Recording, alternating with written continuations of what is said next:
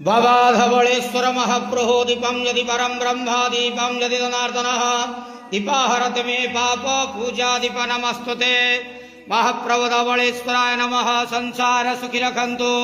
आज शुभ शनिवार रे समस्त श्रद्धालु भक्त मानक आश्रीपद करंतु। मनस्कामना पूर्ण करंतु। कर्मक्षेत्र उन्नति करंतु। ग्रहरिष्टमान खंडन करंतु। जगतर मंगल करंतु। विश्वर कल्याण करंतु। महाप्रभु धवलेश्वराय नमो नमः। प्रभु करचरण कृतं वः कायजं कर्मजं वः श्रवण नयनतं वा मानसं वा पराधं विहितं वः सर्वमेतत्क्षमस्वं जय जय करुणाब्दे श्री महादेव शंभु। धवलेश्वर महाप्रभु संसार सुखी रखंत आनंदे गवार हरि बोलो। आज शुभ शनिवार रे समस्त श्रद्धालु भक्त मानक आश्रीपद करंतु आनंदे गवार हरि बोलो। महाप्रभु धवलेश्वराय नमो नमः।